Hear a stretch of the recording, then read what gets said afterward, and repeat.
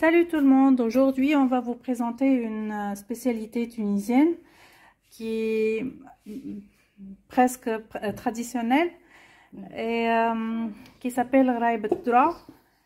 En français ce sont des galettes de sorgho. Et pour avoir cette recette, j'ai demandé un peu de l'aide de maman. Oui, donc on a besoin pour ça, on a besoin pour réaliser cette recette traditionnelle, 300 g de sorgho, Tamisé. on a tamisé, oui, et 200 g de farine que je vais tamiser maintenant. Le sucre aussi, on le passe dans le tamis. Sucre glace. Sucre glace et on le passe dans le tamis. Ouais. Hein. Et 100 g de beurre. 100 g de beurre. Et puis j'ai utilisé presque 80 g de noisettes qu'on a torréfiées et moulues. C'est finement moulu parce que notre enfant n'aime pas les grumeaux. Vous pouvez les faire un peu plus moins. Donc maintenant je vais tamiser la farine. Je vais tout tamiser et puis on revient. Voilà le sucre qu'on a tamisé. On va le mélanger avec le beurre. Oui. Et on va le travailler un peu.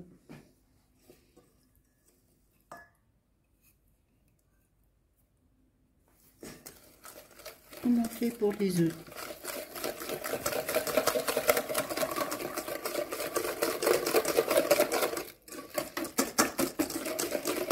Voilà, on obtient ce filet, ce ruban.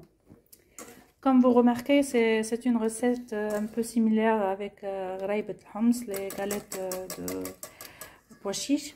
Ouais. Donc vous pouvez encore voir notre vidéo qu'on a fait et les essayer et écrire un commentaire pour nous encourager. Merci.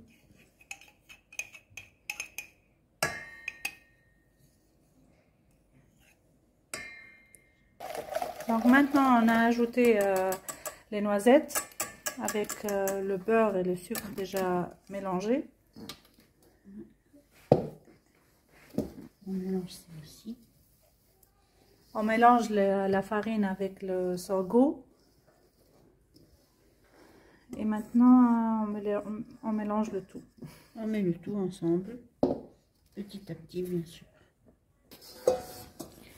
On va la mélanger avec les mains. Mais si vous avez un robot, on peut la faire pétrir avec cette feuille. Avec ce robot ou bien avec aussi l'appareil de la viande.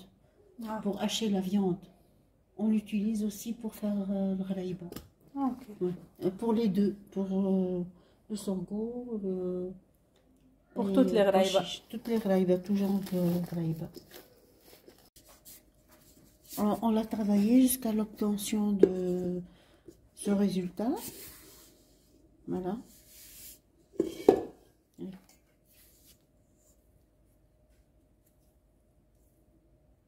ça. Maintenant, on va la mettre dans un récipient plus petit et on va la garder pour demain. Je vais la couvrir avec un film très frais et on la laisse dans un coin, dans la cuisine ou bien dans une autre pièce. À l'extérieur, pas dans le réfrigérateur. À l'extérieur. Et on va la laisser reposer et demain on va la travailler. Voilà notre pâte après le repos. Maintenant on va la façonner. On va faire avec l'emporte-pièce. Comme on fait pour...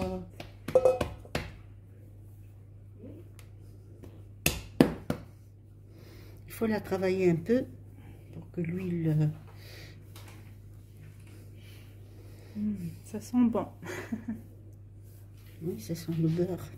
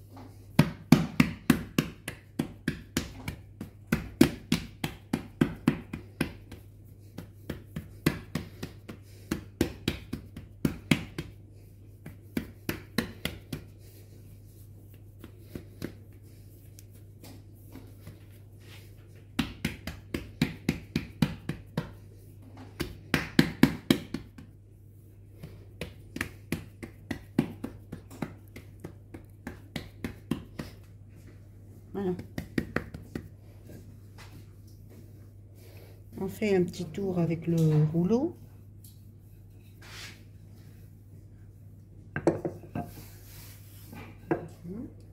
On commence avec l'emporte-pièce.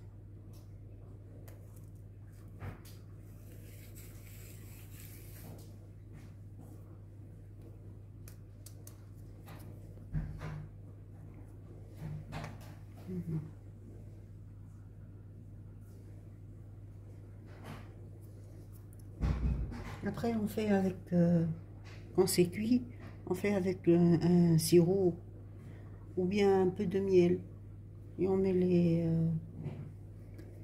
fruits secs. Pistaches, amandes, tout ce qu'on veut. Noisettes. Encore une. Voilà, notre plateau est prêt. On va le mettre au four à 180 degrés. Un petit quart d'heure, même un tout petit peu plus. Tout dépend du four. Four ventillé. Chaleur tournante. Chaleur tournante. Si on n'a pas la chaleur tournante, on le met au centre. Au centre avec feu en haut et en bas. Ouais. Au début en bas, après un tout petit peu en haut. Okay. Voilà, notre graïba est prête. Donc on va la décorer et vous montrer le résultat. Ouais. Bon appétit et n'oubliez pas de vous abonner à notre chaîne. Merci.